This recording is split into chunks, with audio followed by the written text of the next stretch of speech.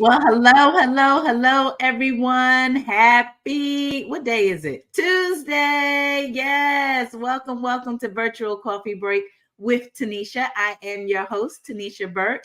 And joining me in studio today, we have Mr. Andrew Burke and Ms. Davina. Hey, Ms. Davina. Good to see you. Good to see you. Thank you for joining. And I know we have some people checking in from Facebook, LinkedIn, YouTube, X. Welcome, everyone. Let me know what city and state you are checking in so I can shout you out. We have someone on Facebook joining us from Cali. Good morning, Cali. We have Valerie. Hello, Valerie. Thank you for joining us.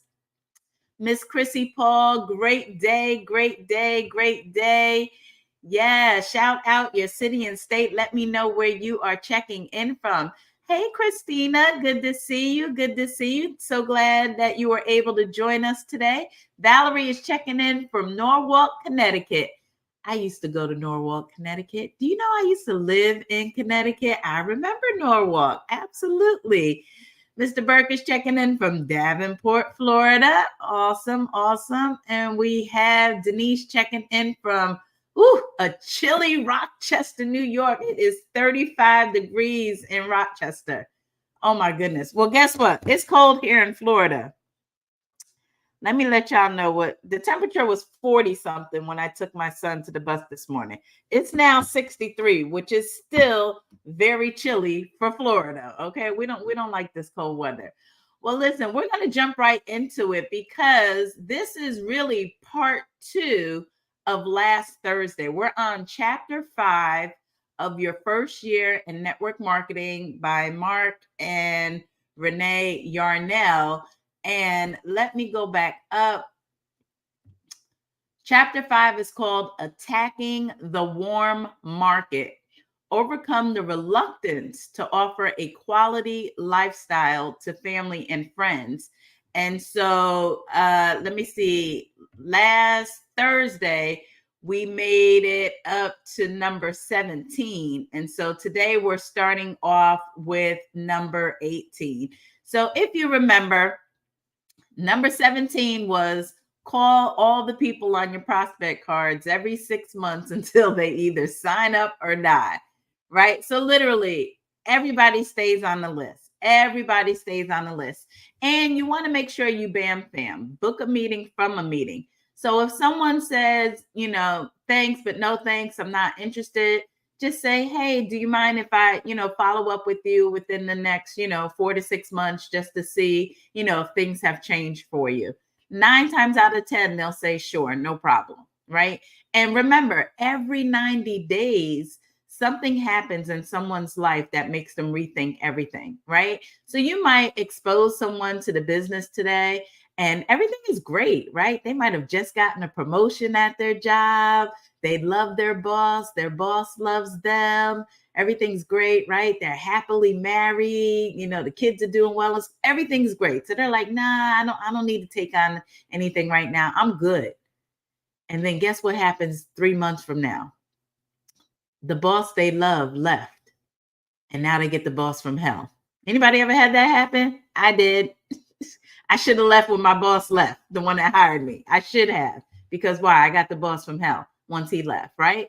Or maybe now that great marriage is not doing so well, right? Maybe they're thinking of divorce and now they're going to go from a 2-income household to a 1-income household, right? Anything could happen. The car died. Now they need a new car, right? Maybe they had a car that didn't have a car note. It died and now they need a new car and now they're going to have to take on a car note, right? So I promise you, every 90 days, something happens in someone's life that makes them want to revisit their decisions. Amira said, my husband is going through this now, right? I mean, you look at things, you're like, oh yeah, 6 months ago, everything was great. Anybody else ever go through this? Just curious. Anybody else ever go through this? I mean, this is why you don't take anybody off your list. And I know some people, when someone tells them no, the worst thing you could do? Delete them off your Facebook. They delete them off of their social media, they unfriend them. Some people get all in their feelings and they block them. But you know what you're doing when you're doing that? You're opening the door for another rep to scoop them up. My thing is, if you've told me no in this business, I'm going to make you regret that decision. And I'm going to live my best life on social media so that you're thinking, I wish I would have. And maybe, just maybe, your pride will be put aside and you'll slide into my inbox and say, hey, Tanisha, remember that opportunity you told me about a few years ago? I think I'm ready now. Or maybe you'll comment on one of my posts, my business posts. Or maybe I'll just be circling around just to say hi on your birthday, wishing you a happy birthday. And through that conversation, you're going to tell me that now you're interested, right? So you always, always, always keep people on the list. So let's get into number 18. Beginning with the warm market is best because approaching friends and relatives is much easier than approaching strangers. Now, if I may, I don't know. For me, it's the opposite. I don't know why, but for me, and I get it, you already have the relationship with your friends and family, right? And network marketing is a relationship business. So it does make sense to start with the people you already have some mileage with in that relationship, as opposed to someone who you don't know from a can of paint. I think for me, because I used to very much be an introvert and now I'm not, I actually enjoy meeting new people. Like I thrive off of, taking someone I've never met before and just starting a conversation with them and getting to know them and, just turning them from my cold market into my warm market. I guess that's a gift now. But so let me ask you all, which is easier for you, approaching your warm market or your cold market? Who wants to talk about that? Let's start with you, Director Burt. Definitely approaching my warm market, because we've built rapport over the years and everything. And, you know, um, well, before when I first started, approaching them was kind of hard because I wasn't really all into the business, of course, and I was getting no's, no's, no's, no's. But after what you told me, you said friends and family won't support you until strangers celebrate. So when I learned that, and then I got into the business, started doing well, it was much easier to approach my friends and family because I'm expecting a no, because they don't know me as Andrew Burke, the travel business owner. They know me as Andrew Burke, that guy that worked at Walgreens for $8 an hour and stuff like that. So when I was trying to show this to them, of course, that's an Andrew Burke that they didn't know. And I should have realized, yeah, they're going to definitely turn me down. But now looking back, I can approach my family members about this anytime because even though they said no, they were still watching me. They were still Mhm. watching me, seeing me rank up, doing this and that. And now they're more open and receptive to me actually talking to them about this business opportunity. Absolutely, absolutely. Amira said, "I love the chase." I probably that's probably that competitive spirit in me. I do love the chase of turning someone from my cold market into my warm market. But let me say this: I had to change the paradigm in my mind because when I first really, really, really started working in network marketing, I was deathly afraid to talk to people. It was like double dutch. I remember one day I was at my job, and this is when I was in a health and wellness business, right? I was at my job, and one of my coworkers was at the copy machine. And I was like, ooh, okay, I got her alone. She's not around anybody. Okay, what am I going to say? Okay, I'm going to say, all right, wait. Okay, I'm going to wait for her to finish that one copy. And it was like double dutch. Like I'm ready to jump in, right? I was ready to jump in and I just like froze. And I was like, And then she walked away. And I was so mad at myself because I'm like, she was there, she was alone. You could have said something to her. Why didn't you say anything to her? So I said, you know what? I am not going to let fear stop me from doing what I need to do to build this business. I have got to overcome this fear of wanting to talk to people. I need to know what to say. And so I remember going to YouTube and I was just researching all the greats in network marketing, all the highly successful people in network marketing. And I started looking up, how to prospect and different scripts that different people. And I mean, I came across tons and tons, scores of scripts. And I had to find the right one that fit me. And I said, I am going to make this like second nature to me, where I have like almost no feeling when I say it. Like I could just say it just as easy as I say, good morning, how are you doing today? And that's what I did. And so now I can prospect anybody. I don't care who you are. You could be the CEO coming out of your Fortune 500 company, and we're both standing waiting for a valet to come up to bring us our vehicles. I'm gonna strike up a conversation with you, and I'm gonna pique you. I'm gonna find a way to pique you. So I had to make a very conscious effort to say, I am going to master this skill, period. Nothing is going to stop me from mastering the prospecting skill, because isn't that all we do as network marketers, right? As reps and distributors, all we do is find people that are looking for ways to make some extra income and show them our opportunity. Director Burke? Yeah, and that's exactly right. I think like with our friends and family, I think we overthink it too much about approaching them about this. Like it's easy to approach a stranger or something, because that's either yes or no and you're on your way. But like friends and family, there's an attachment there, Mhm. So even though like with a friends and family, you could tell them about a restaurant or a barber or a hairdresser or something, or a hairstylist or whatever, like with at ease because you're used to that. When you're actually in a business and you want them to partner with you, and I think you're overthinking it, and you're trying to figure out a way to be able to go up to them, and then when you actually do, even though you can like go through 10,000 scenarios in your head, the time you do it, you're gonna feel fake, and they're gonna think you're fake and all that stuff like that. So back to you. Yeah, absolutely. And you know what else? Hearing you say that, I think it's because we know them. And so when our friends and family reject us, we take that a little bit more personal than if a stranger rejects us. I think that's what it is. If I really drill down to it, having our auntie or our uncle or our cousin tell us no hurts a little bit more than, the stranger at the valet with you. It's like you don't know them from a can of paint. They don't know you from a can of paint. So you could care less really what they say, yes or no. You're just gonna go for it. But man, when your family rejects you and then you got to have Thanksgiving with them, it's a little different, right? It's a little different. Bethany, what are your thoughts on this? Is it easier for you to approach family and friends, or should I say, is it easier to approach your warm market or your cold market? I think it depends on who's in the markets.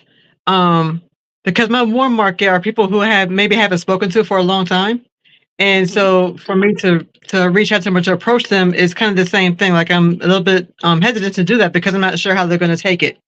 I think sometimes my cold market is a little bit easier because again, there's no ties, there's no connection at all. They say no, this is what it is. So I think it kind of depends on where they fall in those two markets. But I would say overall the cold market is easier. Yeah. Mm-hmm, mm-hmm. And you know what else? It just hit me. I don't remember when this book was written. Your first year in network marketing. I don't know when this book was written. I'm going to try and look that up. But you know what else? I just realized I think social media has made it easier for us to connect with our cold market. So they're like kind of no longer really our cold market. They kind of became our lukewarm market. What do y'all think on that? Anybody have any feelings on that? Do you think social media has turned what would be our cold market to actually being now our lukewarm market? Amira, talk about that.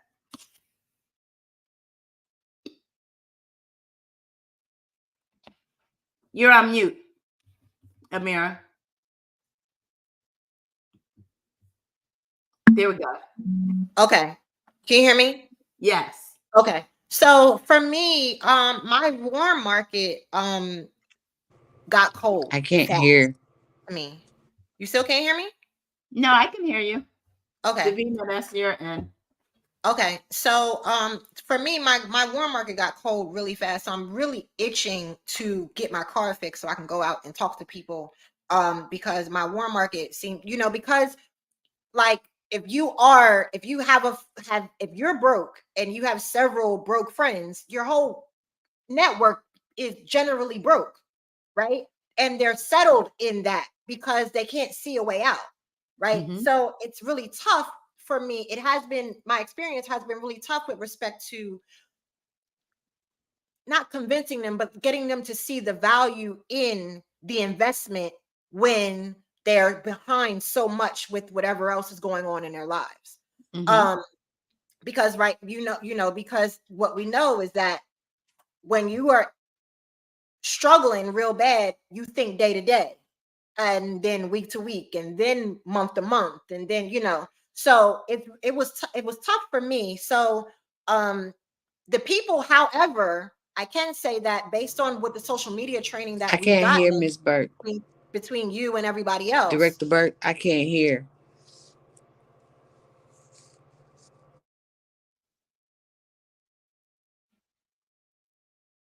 I can't hear you either, Director Burke. Now, Davina, it's on your end. Everybody okay. else can hear Amira just fine, so you might want to log out and log back in. And so, but now with that, like I'm sending more friend requests, and because of that, I am definitely getting more what you call lukewarm leads, but they're more like watchers now, and I respond to like their likes and that their comments and stuff, but they're more like watchers now. So I'm really looking forward to going out, and when I do hand out cards and I talk to people in the general area where I am, then they seem to be receptive. So I'm looking forward to actually, when I get my car fixed, to go out and hit the road and talk to more people. But right now, yeah, I feel like the cold market would be easier for me. Okay. All right. That's good. That's good. Let me remove. I don't want. Maybe she needs to come back in. Yeah, I think Davina needs to try to come back in. Boss Lady said, yes, social media made it easier to connect with strangers because we are seen constantly posting and sharing. So they are now warm because of the online presence. I agree 100%. 100%. AB said, cold market is much, much easier for me. Social media made cold market prospecting way more easier. Go ahead, Director Burt. Yeah, because the one thing I love about cold market prospecting, how easy it is, social media puts us in contact with so many people. The amount of people in your cold market is limitless. And the cool thing about it is like they don't know you. So it's like your online work activity is what draws their interest. So whatever you want to be online, that's what they see, and they'll gravitate towards what you have and be more open to looking at your business opportunity just because they see that. My co-market people, they saw Andrew Burke, a travel business owner, traveling here and there, changing my life, doing things, helping other people. That's what they saw. They didn't see Andrew Burke, working $8 an hour at Walgreens or DJing on the weekend. They never saw that. But what they did see was what helped them talk to me or allow me to talk to them about that business. Absolutely. Absolutely. So put in the comments, let me know which one do you prefer talking to, your warm market or your cold market, and tell me why. I'll be definitely checking out the comments and seeing what everyone has to say on this one. All right, let's go on to number 19. Attitude is more important than the ability in network marketing. Attitude is more important than ability in network marketing. Basically, you just have to have the right attitude, right? If you have an attitude that is defeated, it goes back to your vibe attracts your tribe. Your vibe attracts your tribe, right? And if you are coming from a place of I want to help someone, I want to save some lives, then you're always going to say the right thing. But if you're looking at everybody as a sale, a commission, it's not going to work well for you. You're going to struggle in this business. Take out the sale and focus on just helping people. This happens every time I get on, start with I can't hear and had to kick off every time. I'm so sorry, you guys. It's not working for you. Cold market because rejection isn't as bad. That's what I feel. Have an attitude of gratitude. Absolutely. Have an attitude of gratitude where you're thankful for what the business has done for you. You're thankful for the opportunity that the business is providing for you. You're thankful for where you're going with the business. Let's say you just got started last week. You haven't made any money yet, but having an attitude that you're thankful for the opportunity and you know where it's going to take you, right? That's having an attitude of gratitude. And that's going to definitely play out and be seen and felt when you approach people about your business opportunity. Let's see. I prefer the cold market. My warm market has been offered a million opportunities by various people. The first thing they want to know is how much have you made? Like she was saying, they don't see the value. I hear you. I hear you. Okay, good. Davina can actually hear us now. Okay, well, good. Yes, of course, Davina, come back on. All right, so let's get into number 20. During your recruiting efforts, think of yourself as an educator more than a salesperson. I like that. So, Amira, this can help with your warm market. Is when you're talking to them, it's about educating them, right? You're sharing information with them that they may not be aware of. Yeah, they may be aware of, that there are home-based businesses out there, but do they know that there are home-based businesses in travel, right? If that's what you're in. Do they know about the comp plan? No, they don't know about those things. I know when I first got started in the industry, I was actually looking for a network marketing company in travel specifically. This was 7.5 years ago. I didn't know if it existed. I knew there were health and wellness because I was in that. I knew there were products, they had the Jamberry nails, and I knew about all of those things, but I was like, I wonder if there's a network marketing company that is in the travel space, that operates in the travel space. I was actually looking for that.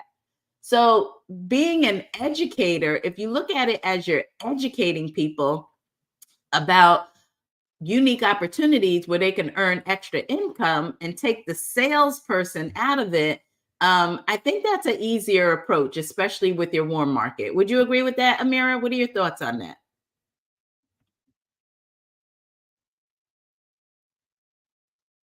Nope, you're on mute. You got me muted. I got you. Okay, so yeah. I that's what I've been doing more of. Is just like I'm more responsive. I'm saying more of I've seen based on our rapport, based on what we have going on, I've noticed this more than, hey, are you interested in earning, additional income? So it's more, I pad it more with the relationship part of it. Even though we don't have a close relationship, I might say, hey, we chuck it up all the time on your page. You're really cool. I like you. I like this. I feel like we have these things in common. And this is what benefited me based on the things that we have in common. And perfect. I'm getting more leads because of that. However, they're just not popping yet. But that's going to come. The more I do it, the more it's going to come. So I'm definitely coming with that posture more than just, hey, can you take a look at this? Good. That's been more helpful. Excellent. Keep doing that. And remember, this is part of the building rapport, and those people are in your pipeline. Right. And you just want to fill your pipeline up with as many people as you can, as fast as you can. When they pop out, you can't control that. So we Right. need to focus on, control the controllables, as we say in the industry, right? Mhm. So that's good. All right, number 21. Until the presentation, your intent is to stimulate the curiosity of your prospects, not satisfy it. I need y'all to write this down in caps, underline, highlight. This is so important. This is for those of you who know you talking too much. Yes, Amira, it's the people who are talking too much that need to know about this. Amira, why are you laughing about this one? I'm laughing because it is a common concern on my team that like because I'm still relatively new. And so like my team is new. And so one of the common concern is that resisting the urge to when they say, "Hey, tell me what it is," or "I want to see." It's that moment where you just have to say pause, let me schedule a call, let me get you on this, and they can explain it better than I can, or it can be explained better than I can with these questions that you have. And it's just like I dealt with that a lot, and I still do in some cases with my warm market, especially because I'm like that too. Like, don't just tell me what's going on, stop playing with me, just tell me. And but I don't know enough to tell you that much, right? I'm still learning my verbiage and stuff like that. So I need you to talk to somebody who knows a little bit more than I do, And so it's funny that we have to that we intentionally have to resist that, and it's just it's funny. I will say this: what you want to do is don't try to explain the business. Instead, because again, we want to stimulate the curiosity. Stimulate the curiosity. So, how do we stimulate the curiosity? Explain Instead of your talking why. about the business, we talk about our experience in the business. Mm-hmm. You can talk about that all day long and not talk about a comp plan, a product, or nothing. You could talk about the leadership. You could talk about the events. You could talk about the training. You could talk about what you've learned. You could talk about the personal development. You could talk about the relationships that you've made in the business. There's so many things you could talk about without actually talking about the business itself. Let the tool explain the business. Let the presentation explain the business. Let the video explain the business. Let the in-person hotel meeting explain the business. Let the webinar explain the business. Let the 24-hour on-demand call explain the business. You talk about your experience in the business. That's how you stimulate the curiosity. Director Burke? Exactly. They say that you only need to do three things to actually get somebody to look at something. And that's use your energy, your excitement, and your enthusiasm. And that's it. You don't even have to talk about the business because the business explains itself. Absolutely. Absolutely. So Tamika said, I had someone that couldn't join the call last night, but wants me to tell her about it. Tamika, all you do is say, I'm so glad, I'm sorry you couldn't make it. When are you available for a call so we could discuss? You schedule the appointment and then you send them the video. Say, hey, I want you to watch this video, this presentation, write down your questions on the call. I'll get all your questions answered. Very simple. It's PS3, peak interest, show to plan, three-way call. Very, very simple. All right, moving on. Where we at? So y'all make sure y'all capitalize all that. Okay, 22. When contacting warm market leads with the possibility of partnering in business, emphasize big money and free time rather than any specifics about the company or products. I see a lot of people in my particular industry mess up here because I am in the travel industry. And too many times when people are talking about to their warm market about the opportunity, they're talking about what they can and cannot do with travel, as opposed to talking about big money and free time. And then they get mad when people join the business and all they want to do is book travel. They don't want to build a business. And my thing is the goal should be to get them to do both. but they're going to take the lead based on what you lead with. So if you leading with the product, guess what they're going to follow with? The product. If you lead with building a business, going after big money and time freedom, guess what they're going to follow up with? Big money and time freedom. Any questions about that? Anybody want to comment on that? Nope. It is what it is, right?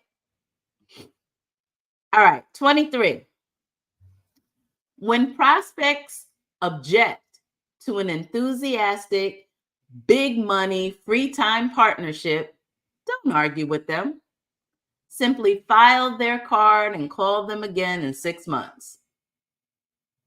When we say file their card, that's whatever method you're using to track your prospects. Remember, this book was written in 1998. Social media wasn't a thing, right? So when you've done everything you were supposed to do with prospecting and they say that they're not interested, don't argue, don't try to convince, don't beg. Just put them on your list to follow up again in another 6 months. Plain and simple. 24. Director Burke loves to say this. A person convinced against his will is of the same opinion still. You may have a very compelling way to convince someone to join your business. So compelling that they decide to say yes. And they join, but in the back of their mind, I made a big mistake. The moment they hit enter, they're having buyer's remorse. Right? So don't convince people. Director Burke, you wanted to add something to that? Yeah, because full well I took a class on how to deal with any and all kinds of objections. You remember that, right? Paid good money, took the class and did that. And when I would get objections on the call, I would pretty much answer every single objection, but it would make the person kind of like so defensive that, I'm making them look, I don't know, I won't say stupid or anything like that, but I'm just making them look uninformed that they wouldn't end up partnering with me anyway. And I can never understand why. It's like, you have an objection here, like you got to talk to your spouse, you got to think about it, you got to do your research. I had objections like 7 to 8, even 10 objections for all of that stuff, and I remember telling you about that. And you're like, okay, so they just didn't want to join. Just leave it go with that. And I was like, but they have objections. You're like, it's okay. It's okay. Person convinced against their wills of the same opinion still. Just leave it alone and go on to the next. But yeah, that was some crazy stuff that I had to learn just to be able to function the way I'm doing now. Absolutely. And for those of you who don't know, Director Burke is a green. He is very analytical. And when I tell you he had a Word doc with every way to overcome every single objection, I was just like, but he's a green and that's what made him feel comfortable. So I'm not going to try to change him. But I was like, in the back of my mind, I'm like, you doing too much. But you know what? I'm going to let you do it your way. And then when it doesn't work, then I can come in and say what I need to say, right? But that is the thing. You can't convince someone to join. If they seriously want to do the business, but they have some concerns, that's different. We're gonna overcome those concerns and give them some facts that'll help them. But trying to convince someone is totally different than overcoming an objection or addressing a concern. Okay, so keep that in mind. Yes, energy, excitement, and enthusiasm. Director Burke, Chrissy's laughing at you with them Word documents. Yeah, I'm telling you, I've got 10 to 15, probably even more, like objection cleaners. So if anybody needs them, let me know. I definitely have No. You keep those. Don't be don't be trying to taint my people with your greenness. Keep your green over there. All right, let's go on to number 25. Remember the SW rule. Some will, some won't. So what? Because someone else is always waiting. Remember the SW rule. Some will, some won't. So what? Because someone else is always waiting. And one thing I'll say about network marketing is once people see your business opportunity, they can't unsee it. And so it's always going to be in the forefront of their mind. They're going to start to see other people that are participating in your opportunity, either as a business partner or a client or customer. It's just always going to be there. And so when the time is right for them, they will reach back out to you. But if you made them feel very uncomfortable or stupid during that first interaction, they ain't going to come back to you. They're going to sign up with somebody else. So you want to keep that first interaction very pleasant, light, not salesy, more of an educator, informative as possible. I oftentimes will hear from people that I have prospected years ago. Remember, I've been in my current opportunity for 7.5 years. And if someone comes to me, 4 or 5 years later, one of the comments that I hear often is that they appreciated that I kept the door open and I wasn't forceful with it. Right? And I can tell you the way that I'm able to be that way is because I got a long list of people. So I'm not harping on just one person. Some of you, your running list is like 50 people long. And that's why you're struggling on that one person who you think would be great. And you keep harping on them. But if you got a list of 2,000, 5,000 people, are you really concerned about the one, or are you moving on to the next? So the bigger your list, the easier it is to talk to your warm market because you got a lot of people on your list to get through, right? If they are too shaky, I don't even bother with the three-way. I just invite them to the presentation. Exactly. That just basically means, Director Burke, I need you to call your dad. He's rung me twice. That just means, Amira, that they need more, another exposure, right? So maybe you expose them to, a short video.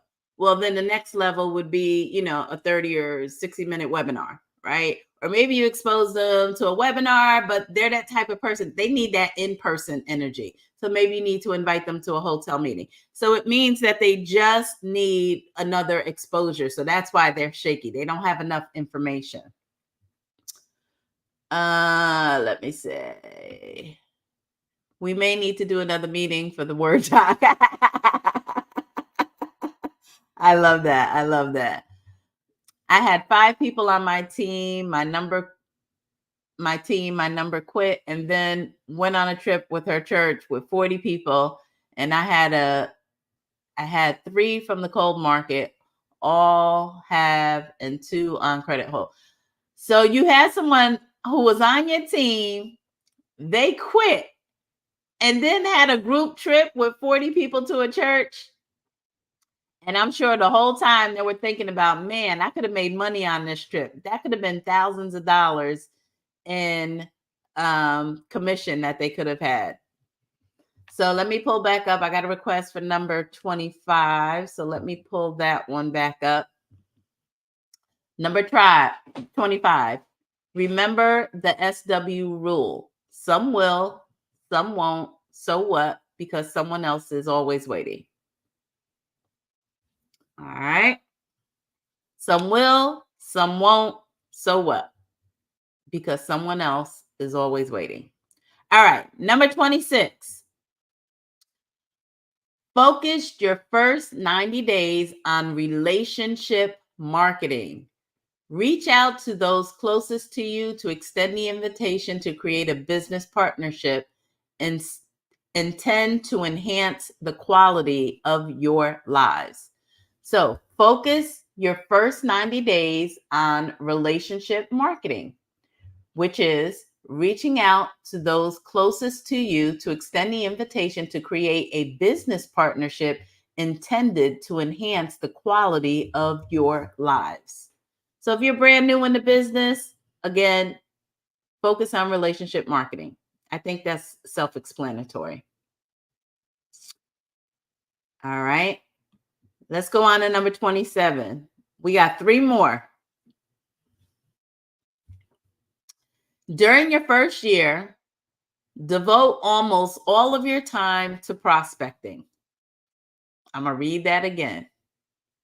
During your first year, devote almost all of your time to prospecting, setting appointments, and presenting the opportunity until you reach your desired goal, and teach your associates to do the same. So what are they saying? Focus on PS3, piquing interest, showing a plan, and 3-way call. That's what we call it, PS3, piquing interest, showing the plan, 3-way call. Focus on that until you reach your desired goal. So whatever that promotion level is for you. And then you just teach your team to do the same thing that you did. That's the work, and nothing works but the work, as we all say, right? All right. Anybody have any comments on 27? PS3, peak interest, show the plan, 3-way call. All right. Let's go to number 28. When someone on your list says no, that is the time to ask for the name of 1 or 2 colleagues at work who might be interested in your opportunity. This is when you ask for a referral. Y'all remember me saying some people are going to be a bridge to other people? And so you should not take anybody off your list. Just because it's not good for them doesn't mean that they feel it's not good for everybody that they know. They might know someone who this would be perfect for. It's just not for them. That's another reason why you don't want to mess up that interaction with someone when you first prospect them by being all defensive and, trying to convince them and make them feel stupid for saying no. That's why you don't want to do that. Because if you do that, you're going to ruin the opportunity of that person referring you to somebody or referring somebody to you. I've had a ton of people refer people to me.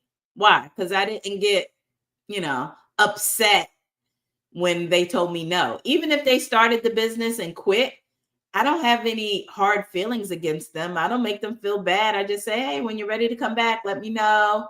If you're planning a trip, let me book it. I want to make sure that initial interaction with them is good, that they feel comfortable. Because if I ruin that interaction, I miss an opportunity to tap into their warm market for referrals. So I can't stress enough how number 28 is so, so important. Ask for those referrals, but you can't mess up that first interaction, making them feel bad. Yes. Let me pull back up number 26. Amira, what are your thoughts about that first interaction, making sure that it's a good one so that you can ask for referrals? Hold on, let me unmute you. So that's something that I'm actively making sure that I'm intentionally doing, right? So when I reach out to people, usually, like I said, like right now, I'm developing more of a comfort to reaching out to people, which is awesome, right? So I'm developing more of a comfort to it, and it's becoming easier for me to find things that we have in common, right? And so, for instance, there's somebody who wanted to sign up and then life happened to her, whatever. And so I'm doing my follow-ups, and I used a GIF that I was dancing in her inbox, and so her first response to me was laughing, right? And I went into, I'm just touching base with you, I want to see, and I went into my follow-up conversation, and she's still not quite ready with that, but I sent her because of her why, right? I reminded her of her why, and I said, I sent her the Project Freedom video because the goal is to help families, right? and you're one of the families that I'm trying to help. So I think that because we That's had a good. positive first impression, because she did a three-way call with us. So she was already familiar with it, and she had an awesome first impression with me, even when we first conversed. And she has Mhm. locks, so I comment on her and her locks. And when she did the twist, when she did her retwist and all that stuff, like, so we really, I think not just the first impression, but the continued rapport is what Mhm. is super important, because the first impression we might not have it right the first time, right? But if you continue the rapport and show that you are invested in and you're interested in them as a person, both of them can go hand in hand, and hopefully one will shine higher than even that first impression did. But the first impression is key to me. I don't think she'd have stuck with me if there was a problem in the beginning. Right. I know a couple of people because I messed up at the beginning. I'm like, darn, so that was Mhm. disappointing. But I'm figuring it out. I'm getting it. Yeah. Getting it And we never together. lose, we learn, right? That's right. We never That's right. And I lose, we definitely learned. learn. Definitely learned. Absolutely, absolutely. And remember, some people, another reason again that you don't want to mess up that first interaction is not only for the referral, but how about the fact that they could become a customer, Mhm. right? With I do network have a question about the marketing. customer thing. Go ahead, say that again. I have a question about the customer thing. So I had a client who took a trip with me, right? And she was super excited about it. And but then when it came for her to rebook, because she wanted to rebook for another trip, and she didn't she ghosted me. Like, she was ready to do it, and then she just ghosted me, and I did the same thing that I do before. I'm not really sure why. And she hasn't responded to me, and she is a good friend of one of my business partners. And so I Mhm. was like, is everything okay with her? Have you reached out to her, whatever? And he hasn't, identified any problem with her, and she hasn't explained anything to him. So I'm trying to figure out why that happened when it comes to that, because It's like, probably something just personal with them. I mean, just keep it moving. Your list should be so long that you don't even have time to really worry about why. You right. understand? I understand. I don't get that many. I'm still getting the hang of, doing the travel quotes and all of that stuff. So I was wondering if I did something wrong, but I actually did No. exactly what she was perfect with the first time. So yeah, it might not be me. It might Yeah, it's not be probably me. not you. Okay. And remember, a lot of times when people don't have the money, sometimes that is a big reason why they will ghost. Mm-hmm. And that's a big thing in network marketing. I'm not saying that that's the situation with your person, but a lot of times with network marketing, if you ever have someone who, they give you a commitment date of when they're going to sign up, and they're all gun-ho and they're super, super excited, like they cannot wait for that day. And then when that day actually comes and you reach out, it's like, hello, Yeah. is anybody home? They ghost you. A lot of times it's just that they don't have the money, right? Like they thought they were going to have at that time. And instead of just coming out and, letting hey, so, I had an emergency come up, and, now I had to use those funds for something else, and they just ghost. And then Okay. those will be the very people out of the blue one day will just jump in your inbox and say, hey, I'm ready now. Right. Okay. So you just never know. It could be anything. It doesn't necessarily have to be you, is what I'm saying. Don't think that you did something wrong. It's probably just something that happened in their life. Okay. That All makes sense. right. And the last one, if you can learn to replace every no with just one new referral, your warm list will never run out. Because remember, if someone refers someone to you, that new someone is now your warm market because it was a referral from someone you know. Right?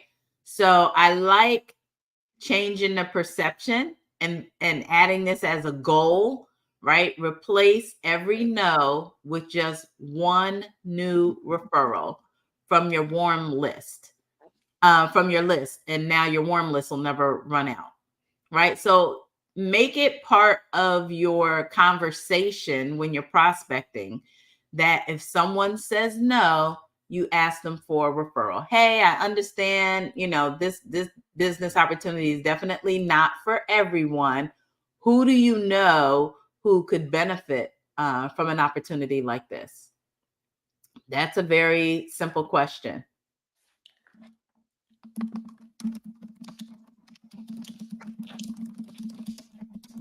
All right.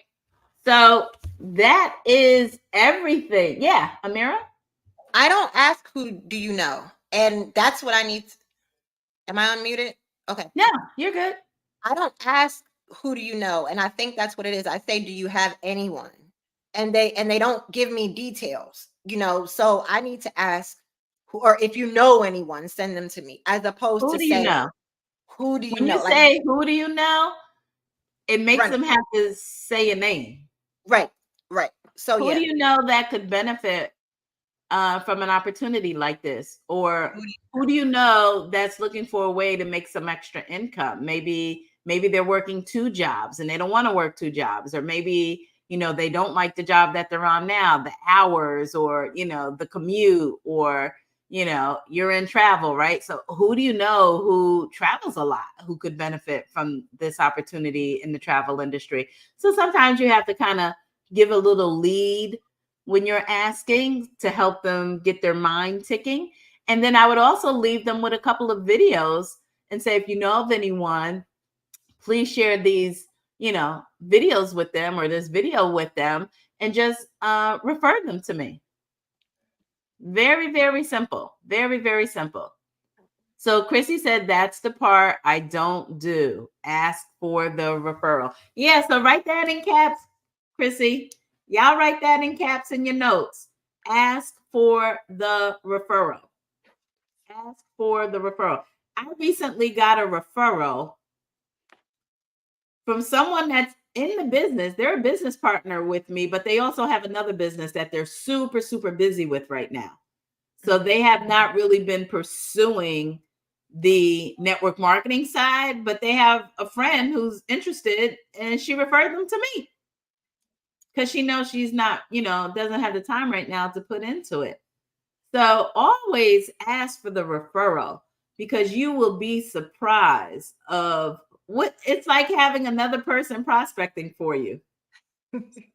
And they're leveraging their relationship with that person. Mm-hmm.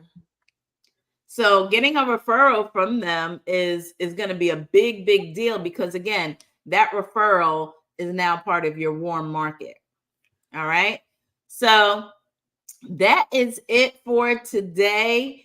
Again, we just finished up. This is part 2 of chapter 5 of your first year in network marketing by Mark and Renee Yarnell.